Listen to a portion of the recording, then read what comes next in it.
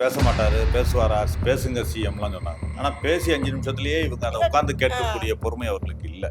திமுக தொடங்கியதிலிருந்து இன்று வரை சினிமாவின் தொடர்ச்சியாகத்தான் இருக்கு. இவர்கள் சோஃபா மாடல்னு சொல்றப்ப எந்த ஆதாரத்தோட சொன்னாங்க? நீங்க பார்ட்டி ஃபண்டுன்னு சொல்றப்ப உங்களுக்கு ஏன் கொந்தளிப்பு வருது? இவர் என்ன சொல்றாரு? நீங்க 10 வருடம் சொல்றீங்க. கடந்த அரை நூற்றாண்டு கால சீரழிவை தடுக்கிறதுக்கு எங்களுக்கு அவகாசம் வேணுமா வேண்டாமா? மறுப்பதற்கு என்கிட்ட ஆதாரம் இல்ல. ஆதாரம் இருந்தால் அவர்கள் தான் மறுக்கணும். இவரை நம்பி வாக்களித்த மக்கள் என்ன நினைச்சாங்கன்னா, இவர் வந்து ஒரு நம்பிக்கையுள்ள ஒரு தலைவராக இருப்பார் நமக்கு அப்படின்னு ஒரு நினைச்சாங்க. இரண்டாவது அவர் ஒரு இளைஞராகவும் இருந்ததால் அந்த இது எல்லாமே ஈடுபட்டுச்சு.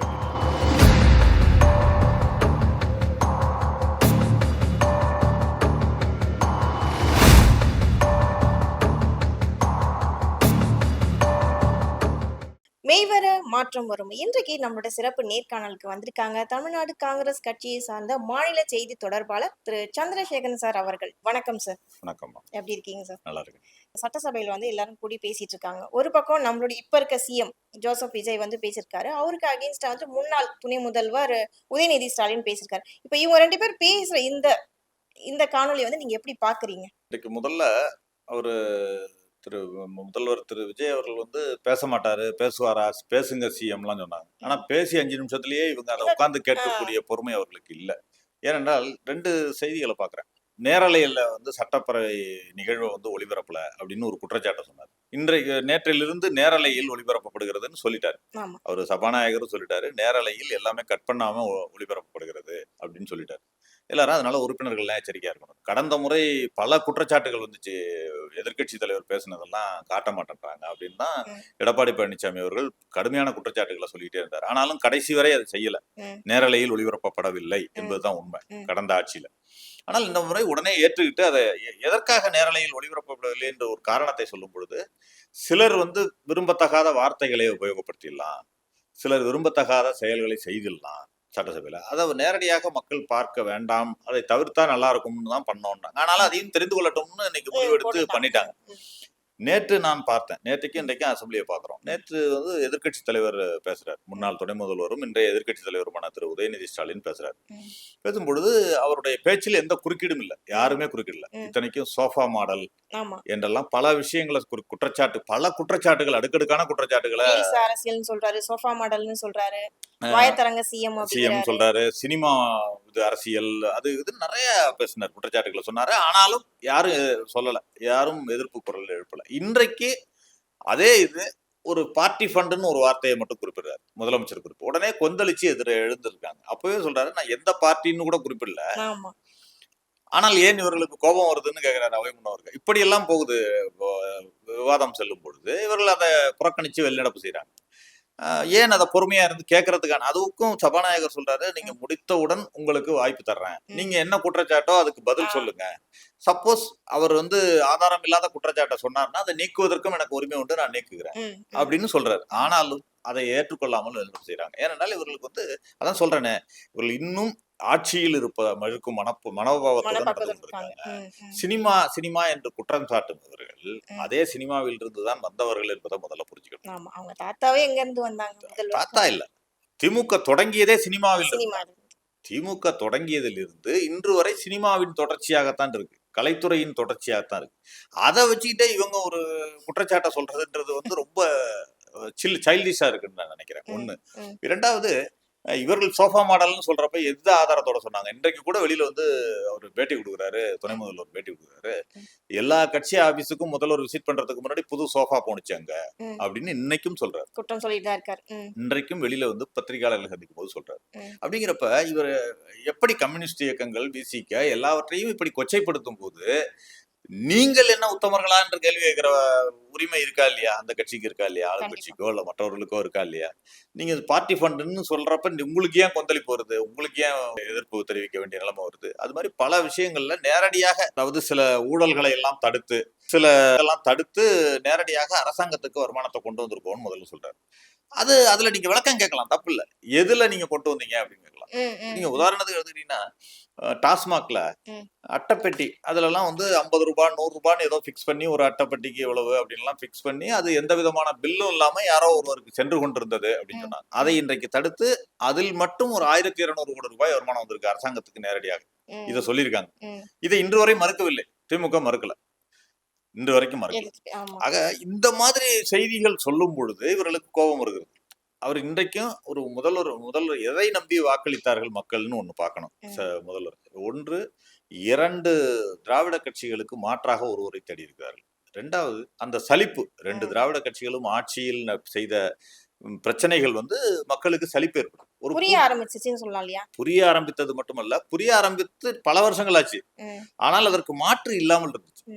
நீங்க விஜயகாந்த் அவர்களுக்கும் அதனாலதான் ஓட்டு போட்டாங்க. 10% வருவாரா அப்படின்னு ஒரு எதிர்பார்ப்புல. அதே மாதிரிதான் மக்கள் நல கூட்டணியும் ஒரு 18% ஓட்டு வாங்கினுச்சு. அதே மாதிரி சீமான் முதற்கொண்டு 10% ஓட்டு வாங்கினதுக்கு காரணம் வந்து அவருடைய கொள்கைகள் பிடிச்சு கிடையாது.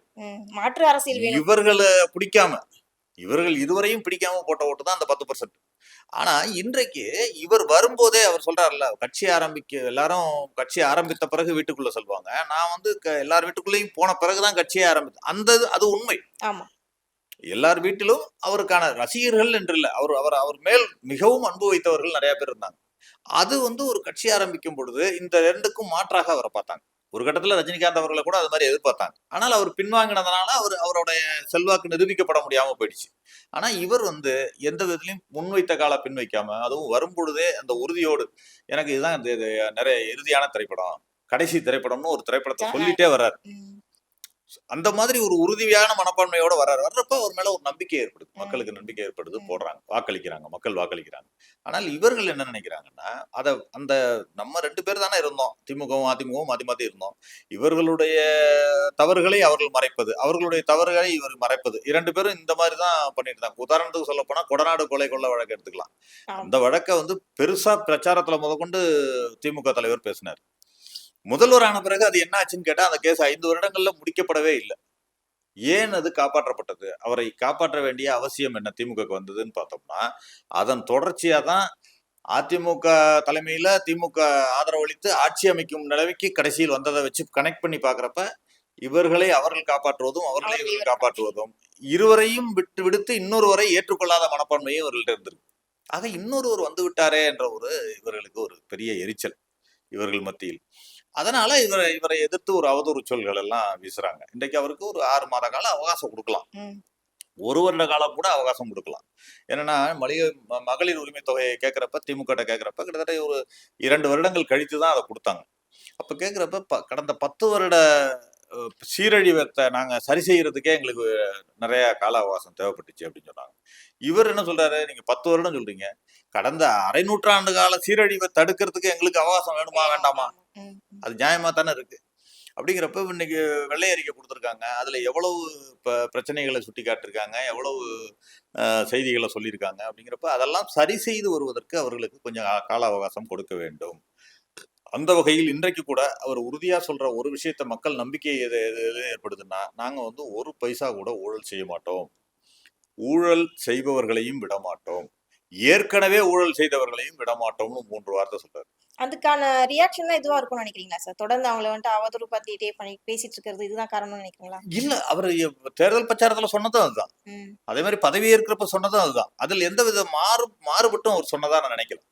தொடர்ச்சியாக அவர் சொல்றாரு. அவர் மேல நம்பிக்கை வந்து அவர் கொடுத்த தேர்தல் அறிக்கை கிடையாது, அவருக்கான வாக்கு என்பது வந்து அவர் கொடுத்த தேர்தல் அறிக்கை கிடையாது. நீங்க இப்ப ஏதோ ஒரு தங்க நகை போடுவோம், உதவித்தொகை கொடுப்போம்ன்றதுக்காக வாக்களிக்கவில்லை. அது ஒரு காரணமாக இருந்தாலும் பெரும்பாலும் மக்கள் வாக்களித்தது என்னன்னா, இந்த 2 கட்சிகளின் மேல் உள்ள சலிப்பு, ஊழலற்ற அரசு, திறமையான நிர்வாகம், இதைத்தான் எதிர்பார்த்தாங்க மக்கள்.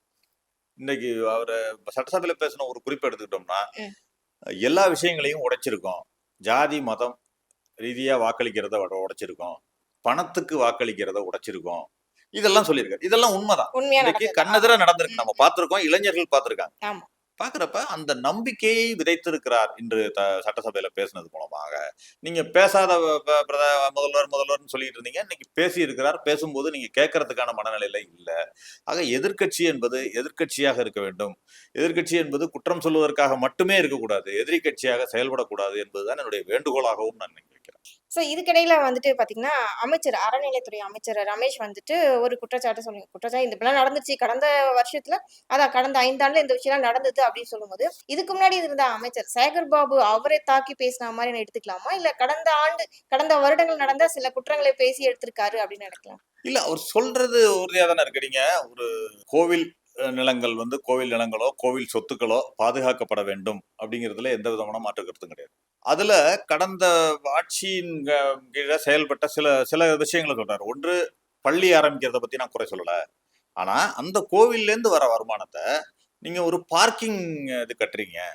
அது எதற்கு? அப்படின்னா அதுவும் மக்களுக்காகத்தான். மக்களுக்காக நெறைய விஷயங்கள் இருக்கு. ம், அத நீங்க கோவில் ஃபண்ட்ல எப்படி செய்ய முடியும்? ம், ம், நீங்க ஒரு கோவில்லேருந்து ஒரு ஃபண்ட் வருதுன்னா, பக்தர்களுக்கு இப்ப நீங்க திருப்பதி எடுத்துக்கங்க.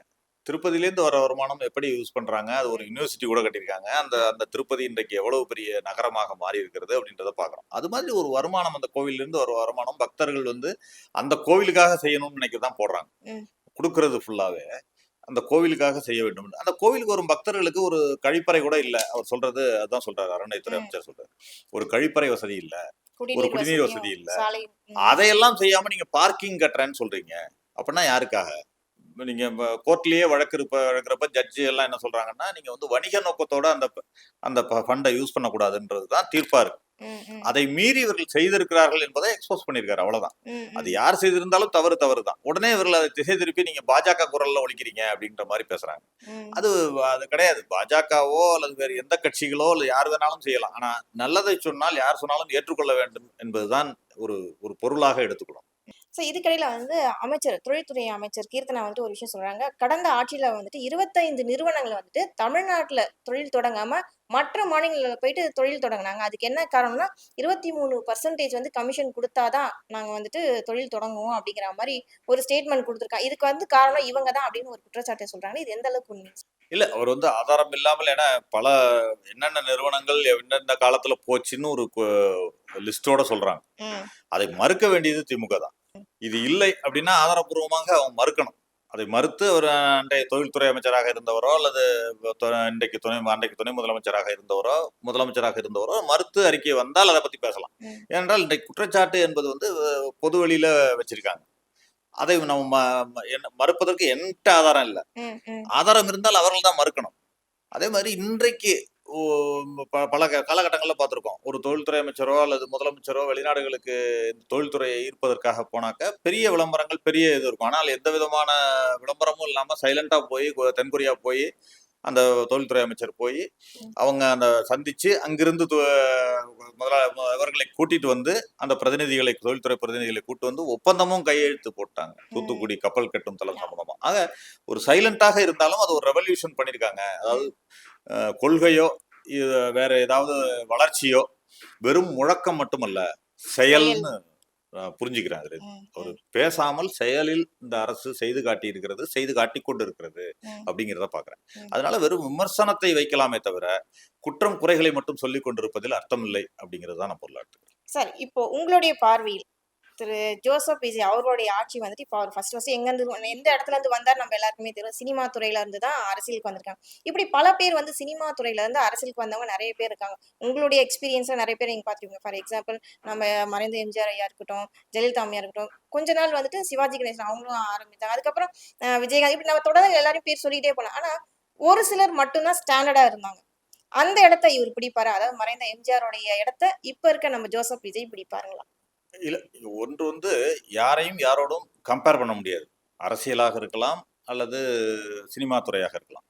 ஆனால் நீங்க 67க்கு பிறகு அப்படின்னு எடுத்துக்கணும்.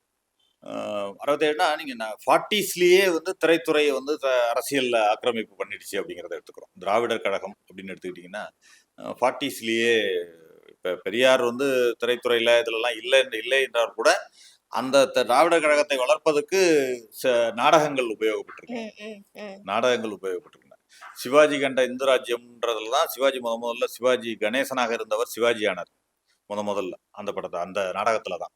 அது மட்டும் இல்லாம நீங்க 49ல அண்ணா அவர்கள் கட்சி ஆரம்பிக்கிறதுக்கு முன்பே கூட தெருமுனை பிரச்சாரங்கள் எல்லாவற்றிலும் வந்து நாடக கலைஞர்கள் ஈடுபட்டிருக்காங்க. ம், அப்ப ம். எம்ஜிஆர், சிவாஜி, அண்ணாவே நாடக நடிகராக இருந்திருக்காரு. ஆ, ஸ்கிரிப்டும் எழுதுவாரு, நாடகத்தில் நடிக்கவும் செய்வார். ம், 49ல வந்து எடுத்துக்கிட்டீங்கன்னா எல்லாருமே அவங்க கட்சியில கே.ஆர். ராமசாமி, அப்பொழுது பெரிய நடிகராக இருந்த கே.ஆர். ராமசாமி, சிவாஜி கணேசன், எம்ஜிஆர் எல்லோருமே அந்த கட்சியில இருந்திருக்காங்க. அதற்கு பிறகு தொடர்ச்சியாக எடுத்துக்கிட்டீங்கன்னா 52ல பராசக்தி வந்துச்சு. ம், 1952ல பராசக்தி. அந்த பராசக்தியிலேயே பாத்தீங்கன்னா திராவிட கட்சிகளுடைய கொள்கைகளை அதுல புகுத்தியிருப்பாங்க, அந்த திரைப்படத்துல புகுத்தியிருப்பாங்க. அதற்கு பிறகு கொஞ்சம் கொஞ்சமாக அந்த வளர்ச்சி எப்படிங்கிறத எடுத்துக்கிட்டீங்கன்னா, எம்ஜிஆரை காட்டி அந்த கட்சி வளர்ந்ததை பார்த்தோம். எம்ஜிஆர் ம். வந்து குண்டடிபட்டு இருந்த பொழுது அவருடைய கழுத்துல போட்டிருந்தப்ப, அண்ணா அவர்கள் சொன்னது, "உன்னுடைய முகத்தை காட்டு, வாக்குகளை அள்ளலாம்" அப்படின்னு சொல்லி அவரை போஸ்டர்லாம் ஒட்டி ம். ம். வாக்குகளை எடுத்ததை பார்த்தோம். ஆமா. அதுக்கு பிறகு சிவாஜி அவர்களும் கூட திமுகவுக்காக பல காலகட்டங்கள்ல பிரச்சாரம் பண்ணியிருக்காரு. பிரச்சாரம் பண்ணி அந்த கட்சி வெற்றி பெற்றது. அப்புறம் வந்து சிவாஜி காங்கிரஸ் கட்சிக்கு வந்தாரு. காங்கிரஸ் கட்சிக்கு பிரச்சாரம் பண்ணாரு. அதுக்கு பிறகு எம்ஜிஆர் வந்து அண்ணாவோட பயணிச்சார். ஆ, முதல்ல இன்னொரு குறிப்பா சொல்லப்போனா, ம். முதல்ல இந்திய அளவிலேயே ஒரு நடிகர் வந்து எம்எல்ஏ ஆனது எஸ்.எஸ். ராஜேந்திரன், எஸ்.எஸ்.ஆர். ஓ! திமுகல தான். ம். ம்.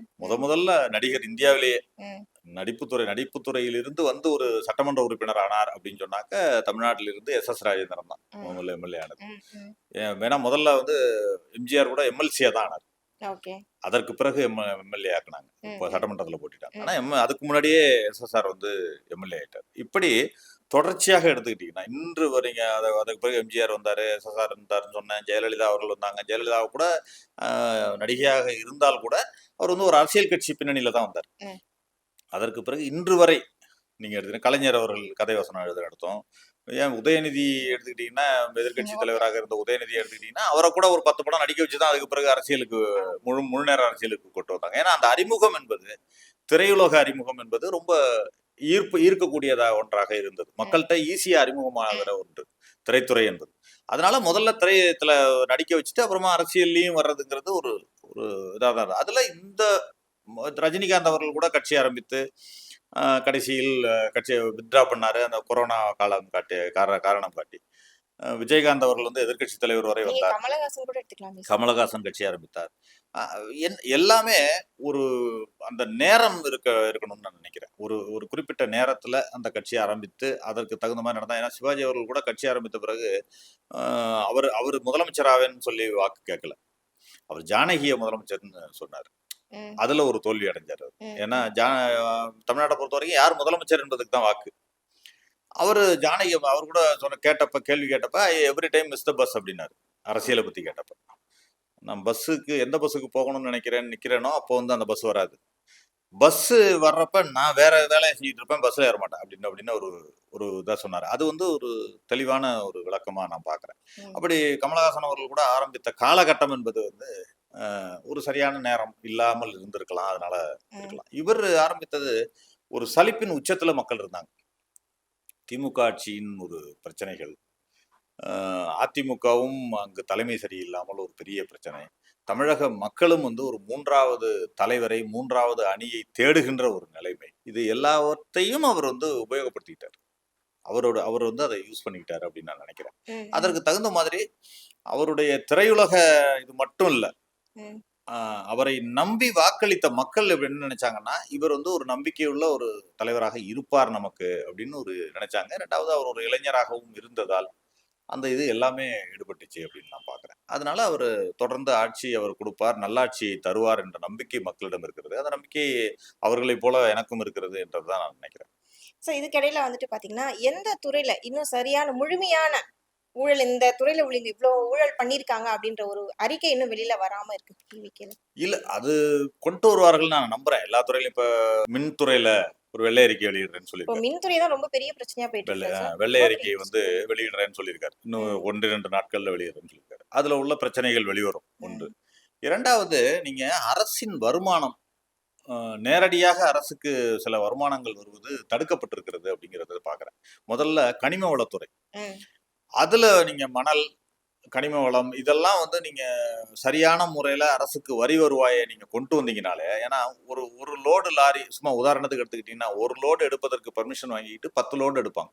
ம். இதுதான் அங்கு நடக்கின்ற ஊழல்களாக இப்ப இல்ல. இப்ப சகாயம் கமிட்டி அவர்கள் கொடுத்த அறிக்கையிலேயே நெறைய இருக்கு.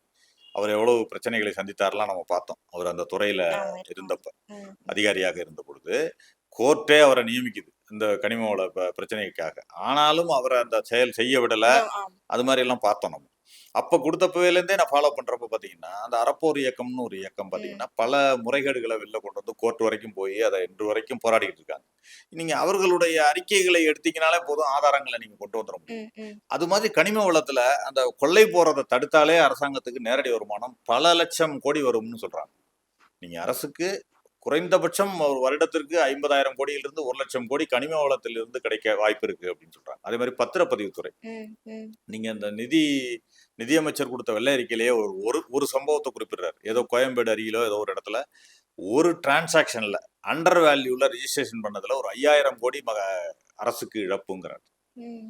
ஒரு டிரான்சாக்ஷன்ல ஒரு ஒரே குறிப்பிட்ட ஒரு டிரான்சாக்ஷன். ஒரு டிரான்சாக்ஷன்ல அண்டர் வேல்யூல ரிஜிஸ்டர் பண்ணது. இந்த ஒரு இழப்பை தடுத்தாலும் அதுலயும் பல ஆயிரம் கோடி வருமானம் வருவதற்கு சான்ஸ் இருக்கு. அது மாதிரி டாஸ்மாக் என்ற ஒரு ஒரு நிறுவனத்தின் மூலமாக மக்களுடைய பணம் தான், அது எல்லாமே மக்களுடைய பணம். அந்த பணத்தை வாங்கி நீங்க எப்படி அதை ஃபுல்லா நீங்க அரசாங்கத்துக்கு வருமானம் வராம மற்ற விதத்துல அது போகுது அப்படிங்கிறதையும் பல விஷயங்களை பண்றாங்க. ம். இதெல்லாம் தடுத்தாலே ம். அரசுக்கு 1,00,000 கோடி ரூபாய்க்கு மேலாக வருடத்துக்கு வருமானத்தை கொண்டு வருவதற்கான சாத்தியங்கள் இருக்கின்றன. அப்படி வருமானத்தை வரும்பொழுதே கடன்களை குறைக்கலாம். நீங்க திட்டங்கள்ன்றது அடுத்தது. ஏற்கனவே ம். திட்டங்கள்லாம் நிறைய நடைமுறைக்கு இருக்கு. ம். பல திட்டங்கள் தமிழ்நாட்டுல நடைமுறைக்கு இருக்கு. கடந்த ஆட்சியில தொடங்கிய திட்டங்கள்லாம் நாங்க மூடுவோம்னு சொல்லல. எல்லா அது திட்டங்களும் தொடரும். தொடரும் தான் ஆமா. சொல்லியிருக்காரு. அதனால அதை பற்றி கவலை இல்லை. எல்லா திட்டங்களும் ஓரளவு தொடர்ந்து கொண்டிருக்கிறது. நீங்க அம்மா உணவகத்திலிருந்து காலை உணவிலிருந்து எல்லா திட்டங்களும் தொடர்கிறதுன்னு சொல்றேன். நீங்க புதிதாக திட்டங்களை தொடங்குவதற்கு முன்பு ம். இந்த கடன்களை அடைங்க. ஒவ்வொருத்தர் தலையிலையும் 1,28,000 கோடி கடன் இருக்குன்றாங்க. ம். 1,28,000 ரூபாய் கடன் இருக்குன்னு சொல்றாங்க ஒவ்வொரு தலையிலும். அந்த கடனை அடைங்க. கடனை அடைத்து ஏன் சர்ப்ளஸ் பட்ஜெட் நீங்க போடுற அளவுக்கு கொண்டு வாங்க. ஒரு காலத்துல சர்ப்ளஸ் பட்ஜெட் போட்டது தானே. நம்ம தமிழ்நாடு வந்து 2011 வரைக்கும் சர்ப்ளஸ் பட்ஜெட் போட்டிருக்காங்க. ம். ம். இன்றைக்கும் இந்தியால 13 மாநிலங்கள் சர்ப்ளஸ் பட்ஜெட் போடுது. ஏன் நம்ம பண்ண முடியாது? சர்ப்ளஸ் பட்ஜெட்டை கொண்டு வாங்க. தொழில்துறையில வளர்ச்சியை, உண்மையான வளர்ச்சியை கொண்டு வாங்க. ம். ம். கமிஷன் இல்லாத நேரடியாக பண்ணுங்க. பண்ணீங்கனாலே நீங்க கண்டிப்பாக ஒரு நல்லாட்சியை கொடுப்பது மட்டும் இல்லாம மக்களுக்கான தேவையும் பற்றாக்குறையே 78,000 கோடி இருக்குன்றாங்க இன்றைக்கு. வருவாய் பற்றாக்குறை. அதெல்லாம் சரி பண்ணக்கூடிய வேலைகளை இந்த அரசு முதல்ல எடுக்கணுங்கிறது தான் என்னுடைய வேண்டுகோளாக இருக்கிறது. அதற்கு பிறகு நீங்கள் திட்டங்களை நிறைவேற்றுவதை இப்பெல்லாம் பார்க்கலாம். மற்ற திட்டங்களை தொடர்ந்து விட்டு இப்பொழுது இருக்கின்ற முக்கிய கடமையாக பற்றாக்குறையை நிவர்த்தி செய்வதற்கும், இது மாதிரி எல்லா துறைகளிலும் இருக்கின்ற ஊழல்களை களைவதற்கும், ஒரு ஊழலற்ற அரசாங்கம் திறமையான நிர்வாகத்தை கொடுப்பதற்கும் இந்த அரசு முயற்சிக்க வேண்டும் என்பதுதான் எல்லா மக்களுடைய எதிர்பார்ப்பாக இருக்கு. ரொம்ப நன்றி சார். நிறைய தகவல் நம்ம மக்களுக்கு புரியுற மாதிரி அழகா சொன்னீங்க. தொடர்ந்து பேசுவோம். நன்றி. வணக்கம். நன்றி.